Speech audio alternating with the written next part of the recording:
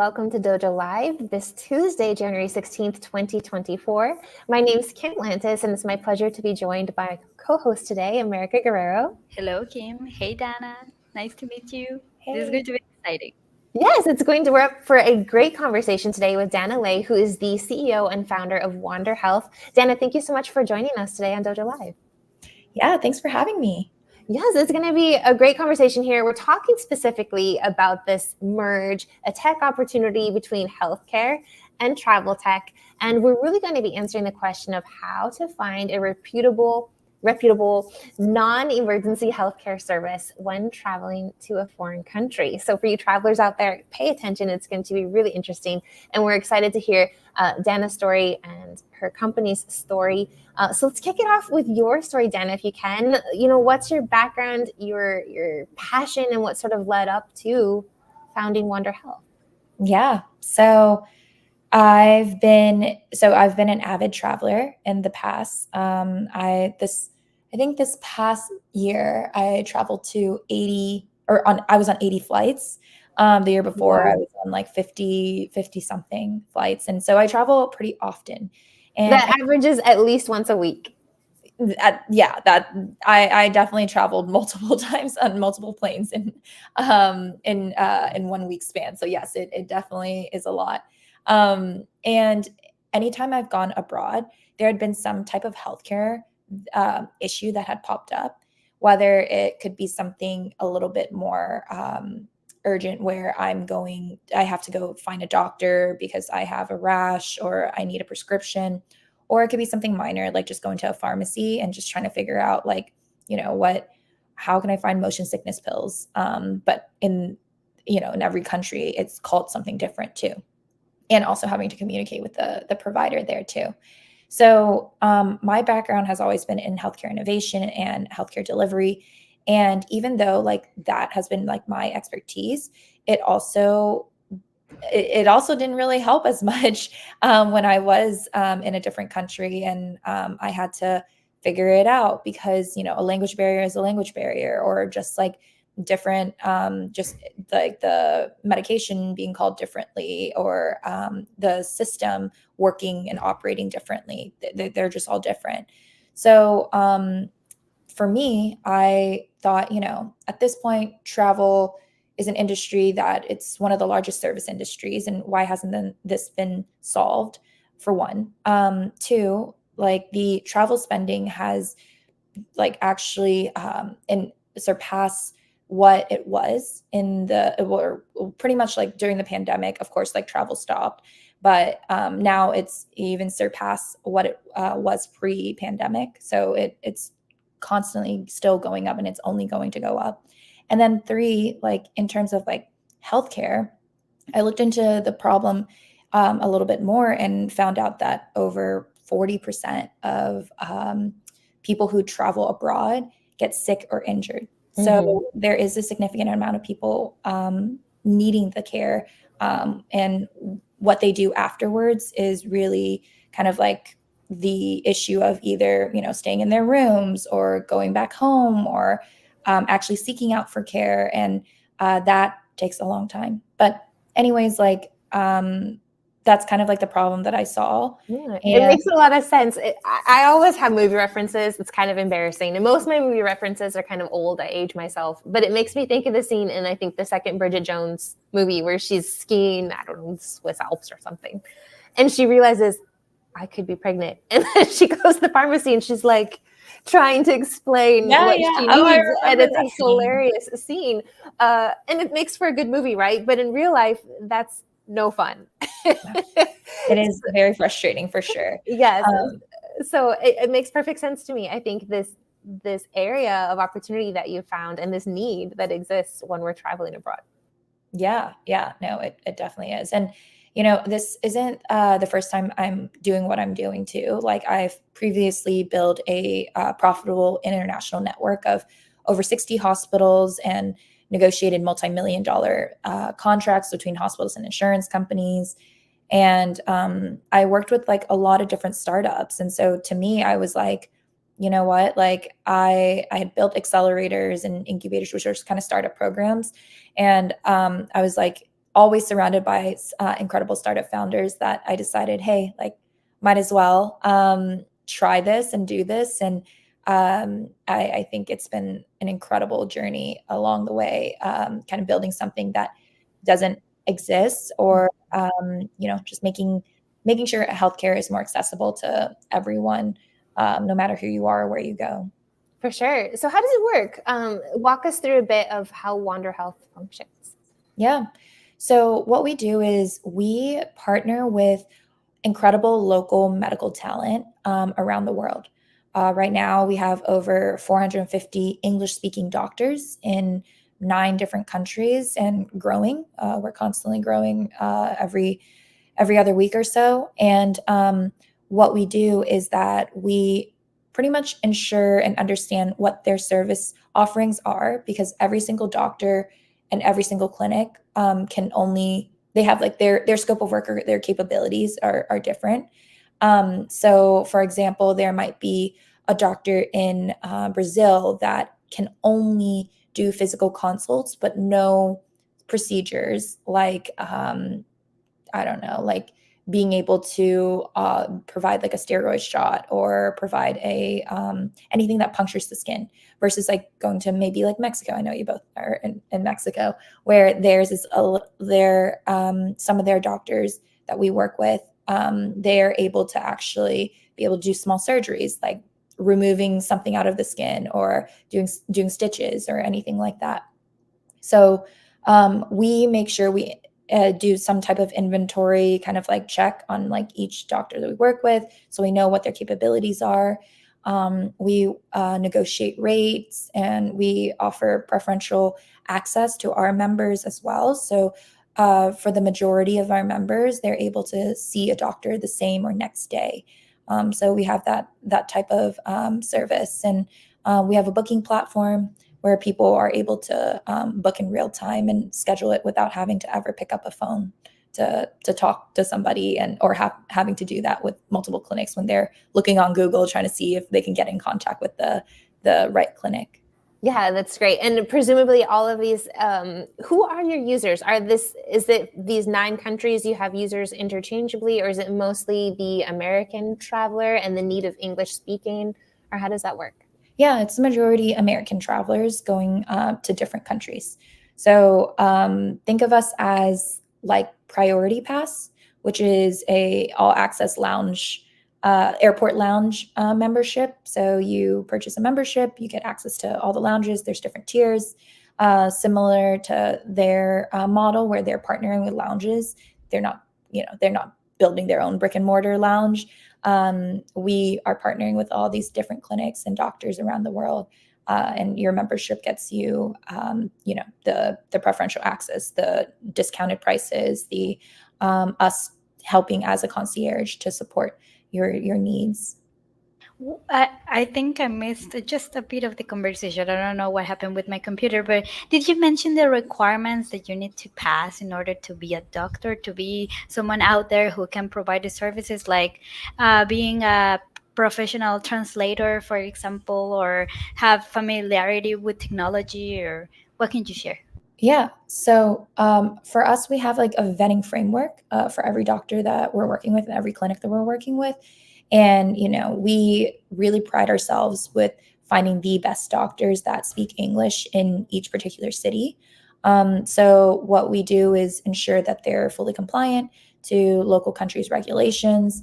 It's different for every single country. And then we also ensure that, we're looking at testimonials and getting recommendations from previous patients, and kind of doing a lot of our own research to ensure that these are the doctors that we would trust to even send our own family to. I love that. My question here in terms of, you pay as a user to, be part of the Wander Health network, have that peace of mind as you're traveling. But beyond, I imagine there's a savings here. You mentioned around, I think, 40% of travelers at some point needing some type of healthcare when they're abroad. And for my knowledge, not even knowing where to begin, what that stress might be like, finding the right place, and then potentially even paying a lot more than I would have to, either because I wind up in an ER because that's all I know, even though it's not necessarily an emergency, or even being taken advantage of. I know that unfortunately can happen in countries when we're traveling. So how does that work in terms of savings when you do actually need to utilize Wander Health? Yeah. So what we do is that, so a lot of the doctors that we work with are private clinics or doctors that have like their own like practice. And sometimes their service is that they even like accompany the patient to the ER room if it's something outside of like their scope that they're able to provide. So it just kind of depends on like which clinic and doctor that you're going to. And how it works is that like you get a membership with us. You have access to every single country or city that we're in. And then what happens is that when you need to use it, or if you need to use it, you're able to book the appointment on our platform. And depending on, like if you want a house call or a in-clinic kind of a service, like it just depends what you want. And however, like the membership itself is going to cost less than what you would have paid if you paid full price and going straight to the doctor or the clinic. Oh, I Like imagine. Oh, is there a noise in my background? No, right? A little bit, Oh, but you're oh, good. We can hear you. okay, perfect. I imagine that there are three kind of group of people out there when they are traveling and they are facing any kind of non-emergency healthcare services, or it could be an emergency healthcare services, or maybe there are out there people, I don't know, I'm thinking people located in the US that they want to go to Mexico in order to take care of their teeth. So Simply save money. What is this called? There's a term. medical tourism. Tourism. Yes, exactly.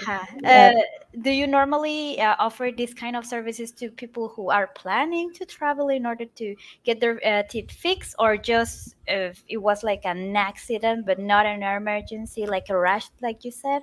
What kind of groups of travelers do you Yeah. offer this service?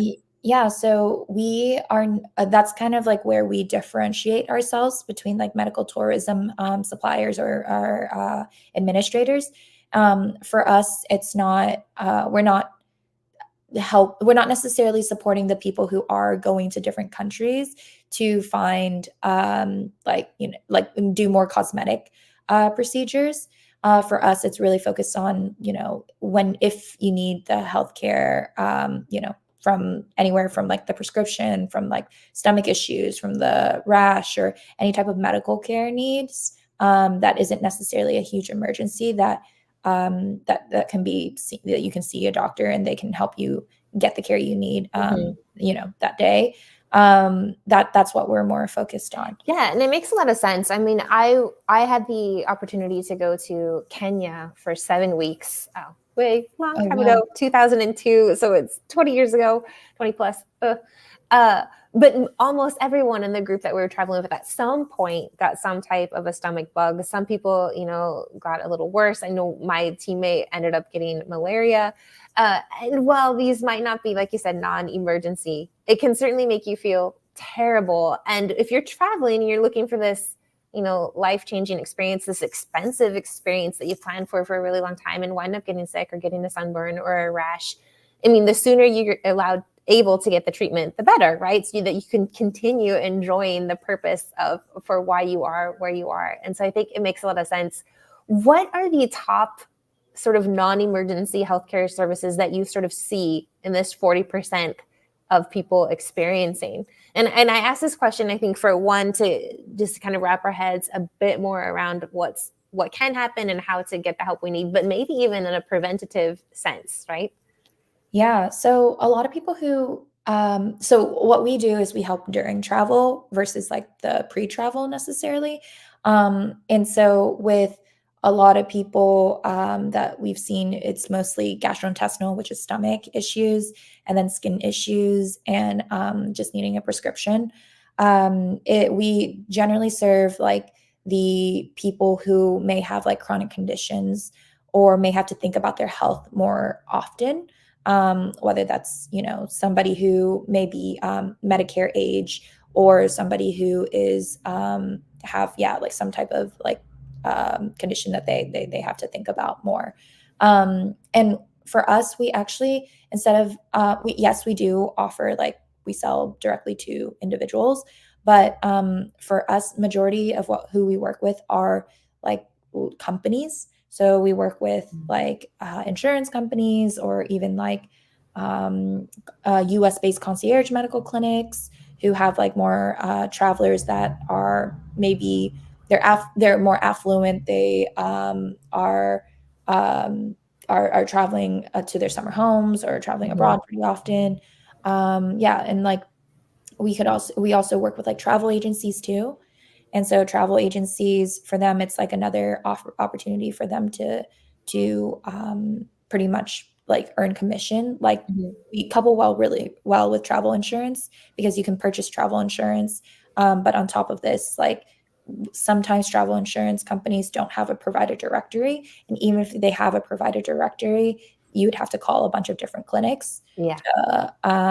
So kind of do the work, and like unsure who's going to answer, unsure if it's even updated.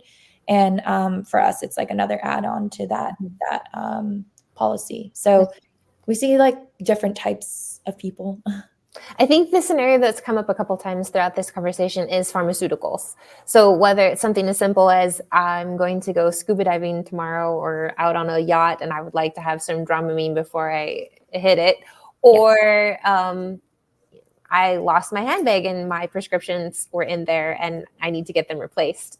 So what does that look like in terms of a very simple case of like pharmaceuticals, like even just understanding what it is that I need, the doses that I need, making sure I'm taking the right thing, or more complicated, like if this is a controlled substance, like a prescription substance, how can I get that filled close to immediately in a foreign country? Yeah. So what we've seen and what has worked is that so we actually have clinical staff on our staff that actually supports in like helping kind of provide medical advice. However, they're not able to necessarily prescribe because it's in a different country. So they kind of support on like understanding like the dosage and like helping them kind of understand like what you're looking for. We currently do not work directly with pharmacies in different countries, but the doctors that we work with, they would be kind of like the expert on knowing like, okay, yeah, most likely this pharmacy will have it, this pharmacy may not have it. They some doctors even go above and beyond in our network that actually calls a bunch of different pharmacies just to double check before they send their patient to them. So yeah, and with the whole dosage things too, like those doctors can support that as well. What if you get sick and in a different country, you go to the doctor with this technology that you offer, and then you want to continue the treatment because it's not getting better, and you're back to your country, but you want the doctors to communicate with each other because maybe this doctor from another country gave you medication that is not legal, but something that you cannot find in the US, for example. You want them to communicate with each other. Is that possible with? Yeah. Uh-huh. Yeah, so we've had that happen the other way around, where somebody was like an American was traveling to a different country, and they had a particular medication that they needed, and they couldn't necessarily find it in that country that they were going to. And so what happens is that, we like pretty much we help connect the doctors together, help them communicate, the patient still able to communicate with the doctor that that treated them or provided care to them or provided medical advice to them, to ensure that there is some continuity of care. So you're not just like left like, hey, here's your medication, you figure it out. As I mentioned, we're like a medical concierge kind of service, and so for us, it's like we really want to make sure that like you're getting the care you need, and it's not just a one-time kind of, hey, like hands off kind of situation. It is a membership. Makes a lot of sense. So I want to take it back to Wonder Health in terms of the business side. You as the founder and the CEO, there's lots of different wheels and gears that are working together here. And I'm curious as to what's been the most challenging for you. If it's been creating this network of international, medical, healthcare providers, if it's been building out the tech to make it work, perhaps even the marketing side to find the travelers who are interested in joining your community. What has that looked like in terms of business, and walk us through that and sort of your learnings from this journey? Yeah. So, because we're building a marketplace, which it's very difficult for a lot of different companies to start one, because you have to think about it two ways. For us, like building the network of doctors has been our bread and butter. My experience has been, I've been able to do that in the past, before this startup. And so I know exactly how to build out the network, understand cross-culturally, on whenever it comes to contracting, understand what's necessary to like close those agreements and those partnerships. On the side that we are, that a lot of different startups have trouble with, is that go-to-market strategy. Originally, we were direct to consumer, we were B2C. And for us, like, we learned really quickly that it was pretty expensive to do it that way, because especially with how our business model works, is that when people think about healthcare, they think about it immediately when they're not thinking of preventatively, they're thinking of it like when they're sick or ill. And so they're looking up on Google, and that requires a very strong SEO strategy. And because we're not just focusing on one area, SEO is geographic based. And so we were like, oh my gosh, like that's going to take a lot of money and a lot of time for us to build that out in every single city that we're trying to expand to. So that's why we pivoted to the B2B2C model, and we are doing much better that way. So I think that for us, it's really has been like any other startup, like thinking about like, you have your assumptions, testing them out. You do your like sprint, your experiment, you figure out like what works, you understand like the customer's pain points a little bit better, and then you really just kind of go in on that and continue to iterate as you continue to build. What is the age range from people who are preventing any non-emergency healthcare services out there in another country? Well, I mean, are young travelers who think about this, or is it more for adults, or what? Yeah, so we've seen a lot of interest from parents who have like kids. And then we see more interest on the 65 and above, because a lot of them have a lot of comorbidities that they have to think about a little bit more. And that is a generation that does travel pretty often now. So they think about it that way. So it's the really young and then the really old. That actually makes a lot of sense. A lot of sense. The people who are just getting out there to travel, and parents are like, yeah, you might not be as invincible as you think you are. And then the people who know that, yeah, I'm not invincible, I'm going to need help while I'm out. Yeah. I love it. We're coming to the final minutes of the show. I'd like to bring it back to you, Dana. We were talking a little bit about the business behind Wonder Health, your experience there. Some really good takeaways, I think, for our audience in terms of particularly the startup audience. And in terms of them wanting to kind of follow suit in their own businesses. But how has this experience been for you as a founder? Do you have any words of wisdom you might like to continue to share of what's worked really well for you, maybe what hasn't worked well, or any particular challenges you've faced? Yeah, so I don't look like the typical startup founder that you see, at least in the States. I'm a woman of color. I am young. Like I'm still I'm a part of the Forbes 30 under 30 list. So you can assume that I'm below 30 at this moment. Yeah. So being young and being a woman of color, it really is like it is a little bit more difficult. Your communication style has to really match with what the typical startup founder looks like. And it's sometimes a little challenging to go to a lot of networking events and not feel that who I am and what the background that I'm coming from is represented, but that's okay. That's what it is.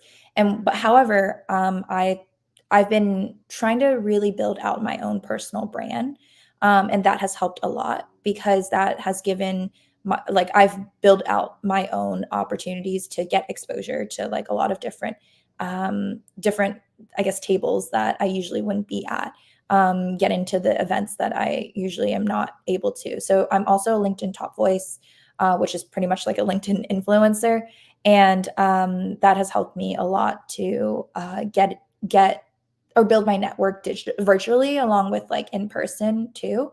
I've been able to attend a lot of different conferences, and not having to either pay or getting it sponsored, and that really helps with sales. A lot of people or especially for B2B side of things too, because of like me being an influencer. So that has really helped. So I really think that like, you know, you shouldn't be discouraged because you haven't seen somebody that looks like you or someone similar to what you like your background.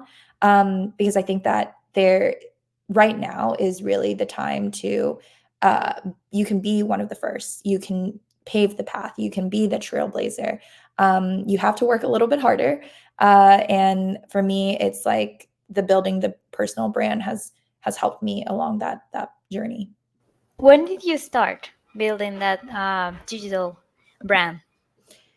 Yeah, so I started. Oh my gosh, I think it was like before I started my company. So, which was a little over a year ago, so about a year and a half ago, that I just started posting more. And you're gonna get discouraged when you start posting in the beginning because you don't really necessarily have a following, and you don't know what people like, you don't know what works, what people react to, and what doesn't work, or whatever that may be. And so, and I learned a lot too, like trying to niche down on like what I'm really good at and what I'm good at talking about and what I'm good at helping people like understand and learn more about. And I picked one platform, which is LinkedIn. And for me, it really has helped with like my own, again, like startup, because like LinkedIn is where this is where business happens for what I'm working on versus Instagram or other digital platforms. I think that's really smart. I mean, from what I'm hearing from you, it has a lot to do with purpose. And it's something that I think you've taken all throughout the founding of your company. What Wander Health even stands for. It's very purposeful. It's very niche. It's fitting into this space that has a need, and it's not being serviced elsewhere, but also in your own identity. I think just that, like, and taking the time, I think it comes with purpose and patience, I think is what I'm hearing you, and this tenacity, right? Because I think there's this temptation to maybe want to get everything done so fast and right now. And with that, I think it can become overwhelming maybe, and we even get paralyzed, right? And so I think it's really interesting to see you take your time to really pinpoint where you're moving and then sort of stick to it. Although I have heard in your story as well the need to pivot, right? And the need to be agile when what you think is going to work isn't working, and the ability to recognize that, and the courage to switch. I think it's very amazing learning from you and speaking with you today, Dana. We've got about 1 minute before we go off air. You have any final thing that you'd like to say to us today? Yeah. So if there are people who are interested in starting a company, kind of just like leaving like that, like going back to like your point here is like the whole pivoting and then the tenacity of like really being like passionate about like what you're working on. I think that you need to be passionate about the problem, not necessarily the solution. The solution can change throughout like your whole journey. It will change 100%, probably will change. But for the problem itself, it's like, if you know that what you want to accomplish and do, and that's still kind of like the same mission, the same problem, I think, you'll last longer than a lot of other startup founders. Thank you. I love that. Thank you again so much, Jenna, for your time today. We wish you and Wonder Health nothing but success. If people do want to kind of get in touch with you or sign up their businesses or as individuals to your marketplace, how might they go about doing that? Yeah, so they can go to wander.health. That's our website. Me personally, I'm on LinkedIn. So yeah. All right, perfect. We'll definitely do that. Stick around for just a moment as we go off air. Before we do, we'd like to just thank our viewers for joining us today. And we may or may not, it's still to be determined. We may or may not have a show tomorrow at 10 o'clock a.m. Pacific. If we do, it's going to be with, oh no, I just had a brain fart. Stephanie, help me out, America. Oh, she's like, I can't do this. I have a brain fart too. Hold on one second. Thank you. It's Stephanie Daniel. Stephanie Daniel, I'm sorry. And she's with Legends. And that's all about also travel tech and how we're able to personalize based off of travelers' images. So if we're not talking with Stephanie tomorrow, we will definitely talk with her next Tuesday, the 23rd as well. So follow us on socials to find out. All right. Thank you again, Jenna. Yeah, thank you. All right. Bye for now, everyone.